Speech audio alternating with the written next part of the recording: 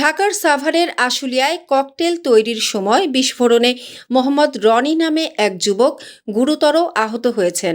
শনিবার ১১ জুলাই বিকেল ৫টার দিকে আশুলিয়ার জামগড়া এলাকার রূপায়ণ ঝুট গোডাউনের পাশের একটি ভাড়া বাসায় বাড়িওয়ালা মোহাম্মদ ইমরানের বাসায় এ ঘটনা ঘটে। আহত রনি নেত্রকোনা জেলার বাসিন্দা এবং তার পিতা রিপন বলে জানা গেছে। তিনি ওই বাসায় ভাড়াটিয়া হিসেবে বসবাস করতেন। স্থানীয় সূত্রে জানা যায়, বিকেলে ভাড়া নেওয়া কক্ষের একটি রুমে ককটেল তৈরির সময় হঠাৎ বিকট শব্দে বিস্ফোরণ ঘটে।